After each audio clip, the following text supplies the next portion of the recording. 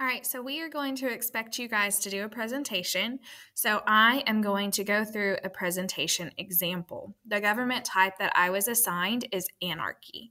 So my presentation will be over Anarchy.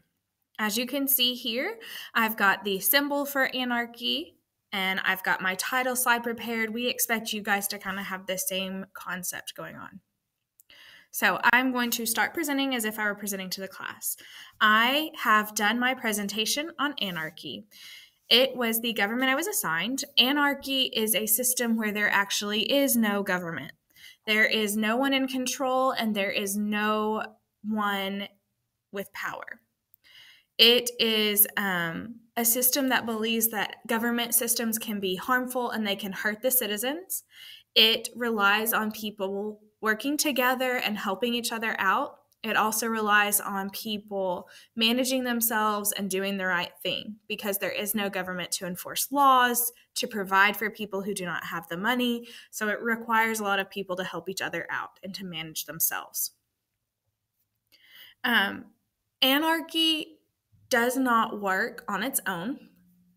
However, there are people within different forms of government who believe in anarchy and think it is a system that should be used, but on its own, it's not really been a successful system.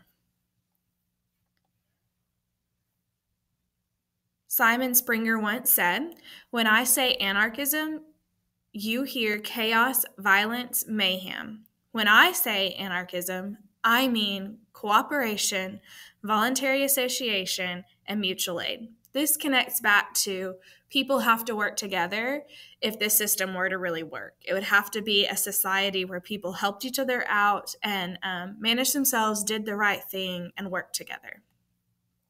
Some examples of countries that have experienced anarchy: Somalia, their government was collapsed in 1991, and they spent over a decade with no government. So there was complete anarchy in the area. It did not work for them. They had a lot of wars, there was a lot of killing, and it was caused by these people that were trying to take over and trying to gain power and put in a government. So one example is Somalia. However, it did not work. Another example was Ukraine. They faced a civil war, and it caused this anarchy state because nobody was in power, nobody had control, there were no people to enforce laws, there was no medical system, there was nothing to support the people, there was no government in place. So there was no one with power. But it also didn't work. Eventually, they got a government in place and in system, and that created their structure. But like I said earlier, anarchists are everywhere. So there's examples everywhere. The only thing is just because they're everywhere doesn't mean that they're actually under a system of anarchy. It just means that that's what they believe in, even though they live maybe in a republic or a democracy. So one of the news articles that I found about anarchy, it deals with our current president, Donald Trump. This article was from U.S. News, and it was written by Michael Fuchs. And in this article, he states that Trump is endorsing anarchy by encouraging our citizens to kind of rebel and stand up against the government itself.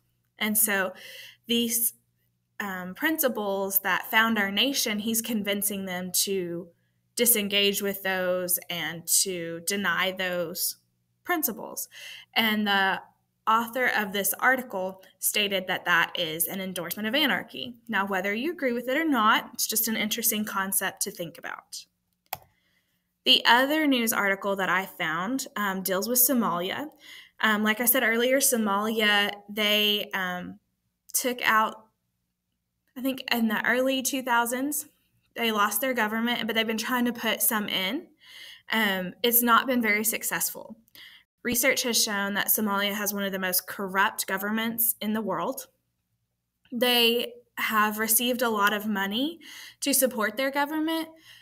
However, it is corrupt, and so the people that are getting the money are not the citizens and the people of the country. It's going to be more of your leaders and your founders and the people who are in charge. They take all this money that was given to them for things like medical aid, things like law enforcement, all of these things that a government is supposed to be providing for their citizens that they have money for in a budget. They are taking that and they are using it on themselves and paying themselves that money.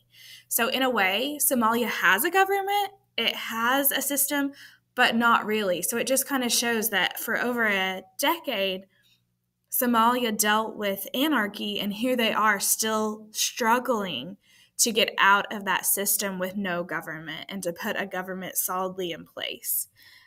Through this article that I found from The Atlantic by Amanda Sperber, there were 12 in every woman in Somalia dies in childbirth. And this is because they do not put in the money to help fix these health issues and to provide the hospitals with proper training and equipment to save these women's lives. So it just kind of shows that they are still struggling to get out of anarchy and to get out of this state.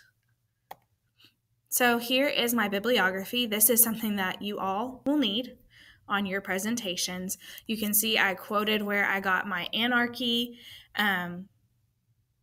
definition. I have cited both of my news articles that I incorporated here and here. And then I also had some information about anarchy that I pulled from this news article about Somalia and this one about Ukraine to kind of explain how those countries are anarchists. So this is what we're expecting of you guys to do in class in your presentation. Notice for the most part, I did not just sit here and read those slides. I was incorporating my own interpretations and my own knowledge that I had gained through those articles, but I did not just read the slides to you. That is what we want you to do. So the first time you present should not be in front of us. It should be at home. You should be practicing this and preparing. We are going to expect you to be able to present when we get back. That means that you need to be working while we're gone on creating this project and preparing for that presentation.